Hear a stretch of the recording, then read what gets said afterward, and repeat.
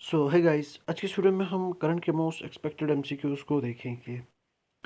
ये जो एमसीक्यूज हैं ये हर एक एग्जाम के लिए बहुत ही इम्पोर्टेंट है। नाउ क्वेश्चन क्या बोलता है, B-28 ट्रेन के रेफरेंस में मेन स्टेटमेंट्स को कंसिडर करना है। नाउ स्टेटमेंट्स की बात करें, क्या ये Bharat made bullet train set है? क्या इसको मैन्युफैक्चर कर रहा है भारत इलेक्ट्रॉनिक लिमिटेड? एंड जो E10 सीरीज़ है शनकिन फ्रॉम जापान और Bharat made bullet train set, क्या ये सेम टेक्नोलॉजी की बेसिड पे हैं? तो कितने स्टेटमेंट्स करेक्ट हैं? Only one, only two, all three या फिर नन? इसका सही आंसर जो है वो ऑप्शन ए है, यानी कि ओनली वन। तो ये भारत ट्रेन जो है भारत मेड बुलेट ट्रेन है, ठीक। तो ये इस किस्म की first Bharat made bullet train है। एंड इसको मैन्युफैक्चर करेगा कौन?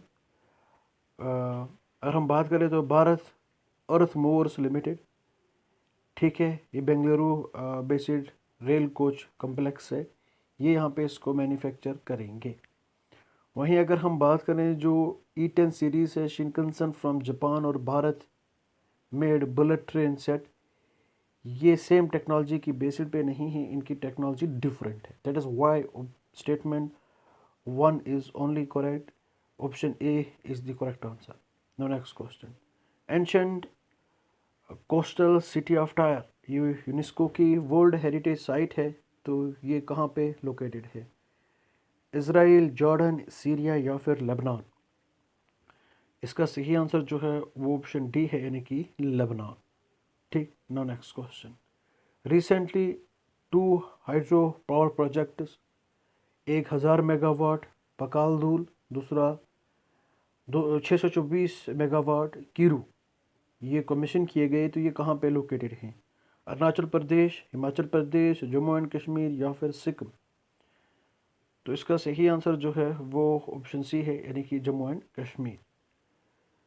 तो जेके लेजिस्लेटिव असेंबली ने क्वेश्चन को रेस्पॉन्स देते हुए कहा कि यूटी की जो इंस्टॉलेशन कैपेसिटी है वो 3540.15 मेगावाट है, और ये राइज होगी कितना? 5164.15 मेगावाट बाई दिसंबर 2026, जब इन दो प्रोजेक्ट्स को कमीशन किया जाएगा। 1000 मेगावाट पकालदूल और 624 मेगावाट कीरू, इनको कमीशन किया गया है। डाटा शो करता है कि 78% वर्क जो है प्रोजेक्ट्स का वो कंप्लीट हो चुका है। ऑप्शन सी यहाँ पे करेक्ट आंसर है, Jammu and Kashmir. No next question, hydrogen train किन किन कंट्रीज़ में ऑपरेशनल है? Option A Germany, India, United States, Russia, China. वो B-28 वो बुलेट ट्रेन है, ये हाइड्रोजन ट्रेन के बारे में पूछ रहा है। नाउ इसका सही आंसर को क्या हो सकता है? 1 and 2 and 5 only, 2 3 and 4 only, 1 2 4 5 या फिर 1 एंड 5? इसका सही आंसर जो है वो ऑप्शन डी है, यानी कि 1 एंड 5। तो इंडिया ने अपनी जो यहाँ पे हाइड्रोजन ट्रेन है इसको सक्सेसफुली कंप्लीट किया है, इसका ट्रायल। एंड इंडिया जो है ये ग्लोबल एलाइट्स के साथ ज्वाइन करेगा जो यहाँ पे हाइड्रोजन ट्रेन को ऑपरेट कर रहे हैं। इनमें जर्मनी, स्वीडन, जापान और चाइना है। ऑप्शन में जर्मनी और जापान थे तो वही करेक्ट है। स्वीडन और ये जापान नहीं थे, जर्मनी और चाइना थे, तो वो करेक्ट है। ठीक है, आई बात समझ में? ये जो इंडिया की फर्स्ट हाइड्रोजन पावर ट्रेन है ये रन कर रही है between Jind and Sonipat, well run, ठीक है। रन करेगी कहाँ से? Between Jind and Sonipat, Haryana. आई बात समझ में? इसको डेवलप किया है Chennai based integral coach factory ने, तो इस वजह से ऑप्शन डी यहाँ पे करेक्ट है। No next question, special driving rights, इनके रेफरेंस में हमें स्टेटमेंट्स को कंसिडर करना है। क्या ये इंटरनेशनल रिजर्व एसेट है? ठीक है। क्या ये करेंसी की फॉर्म में होता है? क्या इसका जो वैल्यू है वो 5 करेंसीज़ के बास्केट पे है? US dollar, euro, Chinese renminbi and Japanese yen और ब्रिटिश पाउंड स्टर्लिंग। क्या इंडिविजुअल और प्राइवेट इंटिटीज़ इसको होल्ड कर सकती हैं? तो कौन से स्टेटमेंट्स करेक्ट हैं? इसका सही आंसर ऑप्शन बी है, यानी कि 2 ओनली। यहाँ पे हमारा पहला वाला और यहाँ पे हमारा थर्ड वाला करेक्ट है, सेकंड और फोर्थ इनकरेक्ट है। ये इंटरनेशनल रिजर्व एसेट है, ये करेंसी की फॉर्म में नहीं होता, एंड इसका जो वैल्यू होता है वो बास्केट ऑफ 5 करेंसीज होता है, US dollar, euro, Chinese renminbi, Japanese yen, British pound sterling. Individual और प्राइवेट एंटिटीज़ इसको होल्ड नहीं कर सकती। ठीक है, तो ये यहाँ पे एक्सप्लेनेशन है, कोई बात नहीं, मैं टेलीग्राम पे डाल दूँगा। Now next question, with reference to the defence acquisition council के रेफरेंस में हमें इन स्टेटमेंट्स को कंसिडर करना है। क्या इसकी रिस्पॉन्सिबिलिटी है प्रोक्योर करना डिफेंस इक्विपमेंट्स को अदर कंट्रीज से? क्या इसको हेड करता है प्रेसिडेंट ऑफ इंडिया? तो कौन कौन से स्टेटमेंट करेक्ट हैं? 1 only, 2 only, both 1 and 2, neither 1 nor 2। इसका सही आंसर जो है वो ऑप्शन ए है, यानी कि 1 ओनली। तो ये जो डिफेंस एक्विजिशन काउंसिल है, इसका काम है प्रोक्योर करना डिफेंस इक्विपमेंट्स को, इसको हेड करता है डिफेंस मिनिस्टर। आज तो डिफेंस मिनिस्टर राजनाथ सिंह है, आज करेगा। जब जो डिफेंस मिनिस्टर होगा तब वो यहाँ पे उसको हेड करेगा। तो कौन सी कंट्रीज लीगली फ़ी कलेक्ट कर सकती है क्रॉसिंग से? Egypt, Suez canal, Iran, strait of Hormuz, Panama canal, France, strait of Gibraltar. तो इसका सही आंसर क्या हो सकता है? 1 and 2 only, 1, 3, 4, 1 and 3 only, 2 and 4 only. तो इसका सही आंसर जो है वो ऑप्शन 1 and 4 है, यानी कि 1 and 4 की अगर हम बात करें तो 1 and 4 तो इसमें दिया गया नहीं है। 1 तो करेक्ट है, ठीक है, 1 तो होना चाहिए, एंड ईरान तो नहीं कर सकता, ठीक है, पनामा कनाल से भी नहीं होता, सॉरी 1 and 3 है इसका सही आंसर अगर हम बात करें। 1 and 3 सी पार्ट इसका करेक्ट आंसर है। तो सुएज कनाल की अगर हम बात करें, ये मैन मेड है, तो जो इजिप्ट यहाँ से क्या कर सकता है? इजिप्ट यहाँ से फ़ी को कलेक्ट कर सकता है। ईरान लीगली यहाँ पे फ़ी कलेक्ट नहीं कर सकता, क्योंकि जो स्ट्रेट ऑफ हॉर्मुज है ये नेचुरल है। वहीं अगर हम बात करें पनामा कनाल की और सुएज कनाल की, वो मैन मेड हैं। इजिप्ट और पनामा लीगली फ़ी चार्ज कर सकते हैं। स्ट्रेट ऑफ हॉर्मुज नेचुरल है, नेचुरल इंटरनेशनल स्ट्रेट है, तो ये यहाँ पे इसको फ़ी चार्ज नहीं कर सकते। According to section 38 United Nations UNCLOS convention on law of sea, हर एक शिप कमर्शियल हो या मिलिट्री हो, उसके पास राइट्स हैं, राइट्स ऑफ ट्रांजिट पैसेजेस। ठीक है, आई बात समझ में? इस वजह से ऑप्शन सी हमारा करेक्ट है। Article 44 of UNCLOS states that coastal states Iran और Oman in this case shall not hamper और सस्पेंड दिस पैसेज। ठीक है, या फिर वो फ़ी नहीं चार्ज कर सकते। आई बात समझ में? नाउ नेक्स्ट क्वेश्चन की बात, मोस्ट फेवरेट नेशन, ये प्रिंसिपल है, कोर फ्यूचर है किस एक इंटरनेशनल ऑर्गेनाइजेशन का? World trade organisation agreements, United Nations framework convention and climate change, international monetary fund landing policies, या फिर वर्ल्ड हेल्थ ऑर्गेनाइजेशन। इसका सही आंसर जो है वो ऑप्शन ए है, यानी कि वर्ल्ड ट्रेड ऑर्गेनाइजेशन का ये एक एग्रीमेंट है। ठीक है, आई बात समझ में? नाउ नेक्स्ट क्वेश्चन क्या बोलता है? कंसिडर करना है इन स्टेटमेंट्स को। ओनली एस्टिमेटेड 1500 यहाँ पे मेंबर्स बचे हैं इस स्पीशीज़ के वाइल्ड में, वो भी राजस्थान में। ये की इंडिकेटर स्पीशीज़ है ग्रासलैंड हैबिटेट के लिए। इसकी पॉपुलेशन डिक्लाइन हो रही है।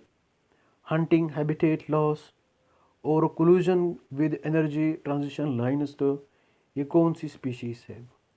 Indian peafowl, great Indian bustard, sarus crane, या फिर लेसर फ्लोरिकेन। तो इसका सही आंसर जो है वो ऑप्शन बी है, यानी कि ग्रेट इंडियन बस्टर्ड। इसके यहाँ पे एस्टिमेटेड 150 इंडिविजुअल्स ही बचे हैं, एंड वो भी राजस्थान में। की इंडिकेटर स्पीशीज़ है ग्रासलैंड हैबिटेट के लिए। पॉपुलेशन तेज़ी से डिक्लाइन हो रही है हंटिंग की वजह से, हैबिटेट लॉस की वजह से, और जो ट्रांसमिशन लाइन्स हैं उनसे ये टकरा जाती हैं, तो करंट की वजह से इनकी डेथ हो जाती है। आई बात समझ में? यहाँ पे आप देख सकते हो, यहाँ पे इसका ये एक्सप्लेनेशन है। Now next question, with reference to the Bab el Mandeb straight consider करना है फॉलोइंग स्टेटमेंट्स को। क्या ये माउथ है मेडिटेरेनियन सी का? क्या ये हॉर्न ऑफ अफ्रीका और southern tip of Arabian peninsula के दरमियान लोकेटेड है? क्या यमन जो है वो इसके वेस्टर्न एज पे है? तो कितने स्टेटमेंट्स करेक्ट हैं? Only one, only two, all three, या फिर नन?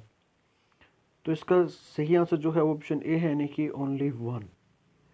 तो अगर हम बात करें, ये जो बाबल मंडप स्ट्रेट है 20 मील वाइड है, 70 मील लॉन्ग है, between horn of Africa and southern tip of Arabian peninsula.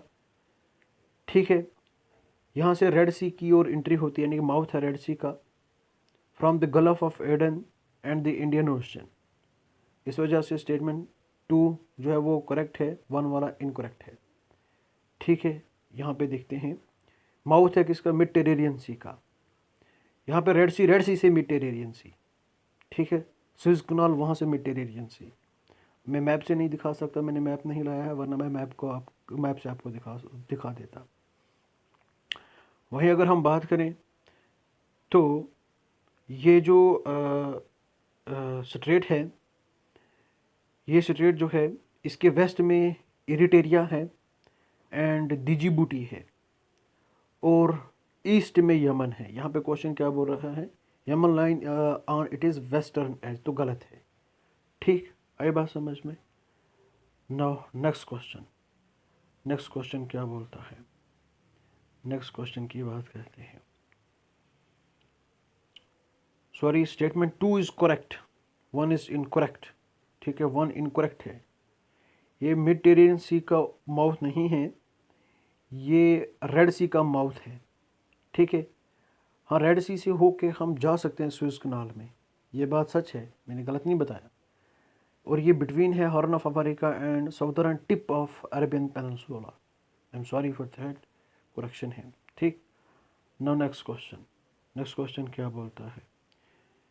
Union government ये परमिट नहीं कर सकती किसी भी ऑफिसर को to withdraw his resignation, even अगर ऑफिसर विड्रा करेगा अपनी resignation in writing before it is acceptance. किसी भी कोई भी रिटायरमेंट बेनिफिट नहीं होगा। ठीक है, किसी भी पर्सन को जिसको डिसमिस किया जाता है या जिसको रिमूव किया जाता है सर्विस से, या फिर कोई बंदा रिज़ाइन करता है सर्विस से, तो कौन सा स्टेटमेंट करेक्ट है? 1 only, 2 only, both 1 and 2, neither 1 nor 2? तो इसका जो सही आंसर है वो ऑप्शन बी है, यानी कि 2 ओनली। ठीक है, 2 जो है कोई भी रिटायरमेंट बेनिफिट नहीं है। Now next question, SRY gene recently ये न्यूज़ में देखने को मिला, तो ये क्या है? ये जीन है रिस्पॉन्सिबल है किसके लिए? माइटोकॉन्ड्रियल एनर्जी प्रोडक्शन के लिए ह्यूमन बॉडी में। ये DNA सेगमेंट है वाई क्रोमोसोम पे, जो इनिशिएट करता है मेल सेक्स डेवलपमेंट को। ये हार्मोन है जो कि इम्पॉर्टेंट है फीमेल रिप्रोडक्टिव साइकिल के लिए। ये एक जीन है जो कि रिस्पॉन्सिबल है ब्लड ग्रुप डिटर्मिनेशन में। तो इसका सही आंसर क्या है? इसका सही आंसर जो है ऑप्शन बी है, यानी कि ये एक DNA सेगमेंट है वाई क्रोमोसोम पे, जो इनिशिएट करता है मेल सेक्स डेवलपमेंट को। Now next question, world meteorological organisation recently इन्होंने रिलीज़ किया है state of global climate report 2025 पहली बार। तो किस एक इंडिकेटर को इन्होंने इंक्लूड किया है एज अ की climate indicator? Ocean heat content, glacier mass balance, global mean temperature, earth's energy imbalance. इसका सही आंसर जो है ऑप्शन डी है, यानी कि अर्थस एनर्जी इम्बैलेंस। ठीक है, यानी कि 2015 से 25 तक यहाँ पे जो हीट इम्बैलेंस है वो यहाँ पे राइज हो रही है। ठीक, आई बात समझ में? तो 2025 जो है ये हॉटेस्ट ईयर देखने को मिला। 43 सेल्सियस डिग्री से यहाँ पे राइज हुआ है अबो 1850 से लेकर 1900 एवरेज। ठीक, तो इस वजह से जो अर्थ's एनर्जी इम्बैलेंस है वो हाई है इन 65 ईयर्स रिकॉर्ड। तो इस वजह से यहाँ पे इन्होंने इस अर्थ's एनर्जी इम्बैलेंस को यहाँ पे इंडिकेटर इंक्लूड किया है। No next question, with reference to the India's updated climate target 2035 consider करना फॉलोइंग स्टेटमेंट्स को। यहाँ पे एम है कि एटलीस्ट 60% जो इंस्टॉल्ड इलेक्ट्रिसिटी कैपेसिटी है वो नॉन फॉसिल फ्यूल सोर्सेज से आएगी 2035 तक। इंडिया ने ये मतलब टारगेट सेट किया है कि हम रिड्यूस करेंगे इमिशन इंटेंसिटी को at least 47% from 2005 level by 2035। And India ने प्लान किया है कि हम एडिशनल कार्बन सिंक को क्रिएट करेंगे कितना 5 to 6 billion tonnes of carbon dioxide equivalent our 2005 level. तो कौन कौन सा स्टेटमेंट करेक्ट है? 1 and 2 only, 1 and 3 only, 1 and 3 only, ठीक है, 2 and 3 only, 1 and 3 only, 1, 2 and 3। तो इसका जो सही आंसर है वो ऑप्शन ए है, यानी कि 1 and 2 only। ठीक, 1 and 2 only यहाँ पे करेक्ट आंसर है। ठीक, आई बात समझ में? तो यहाँ पे न्यू टारगेट्स को सेट किया है फॉर 2030 ताकि जो हमारे पारिस एग्रीमेंट्स हैं उनको यहाँ पे इम्प्लीमेंट किया जाए, पारिस गोल्स को अचीव किया जाए। ठीक है, नाउ नेक्स्ट क्वेश्चन, कंसिडर करना है इन स्टेटमेंट्स को रिगार्डिंग हीलियम के रिगार्डिंग इन स्टेटमेंट्स को कंसिडर करना है। ये नॉन रिन्यूएबल सोर्स है, that is rear on earth पे ये रियर है। ठीक है, अगरचा इसकी अबेंडेंस है यूनिवर्स में बहुत ज़्यादा पाया जाता है। केमिकली इनर्ट है, एटॉमिक नंबर 2 है। कतर जो है वर्ल्ड का 3rd लार्जेस्ट एक्सपोर्टर है हीलियम का after United states and Russia. तो कितने स्टेटमेंट्स करेक्ट है? 1 and 2 only, 2 and 3 only, 1 and 3 only, 1, 2 and 3। इसका जो सही आंसर है वो ऑप्शन डी है, यानी कि तीनों को तीनों करेक्ट हैं। हीलियम जो है ये कलरलेस ऑर्डरलेस गैस है। ठीक, नोबल गैस है पीरियोडिक टेबल में, नॉन रिन्यूएबल सोर्स है। इसकी अबेंडेंस यूनिवर्स में ज़्यादा है लेकिन अर्थ पे रेयर है। ठीक है, हाइड्रोजन के बाद ये ज़्यादा पाया जाता है। हीलियम एस्केप करता है अर्थ की ग्रेविटी से क्योंकि इसका लो एटॉमिक मास है, तो इसको नेचुरली स्टोर करना डिफ़िकल्ट है। हीलियम एक इनर्ट है, ये रिएक्ट नहीं करता बाकी सब्सटेंसेस के साथ, एंड इसका एटॉमिक नंबर 2 है। ठीक, और ये सेकंड लाइटेस्ट एलिमेंट है आफ्टर हाइड्रोजन।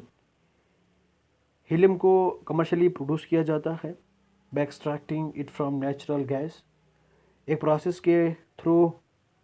तो वो प्रोसेस कौन सी है? Cryogenic distillation. कतर जो है ये 3rd लार्जेस्ट एक्सपोर्टर है after United states and the Russia. That is option D is the correct answer.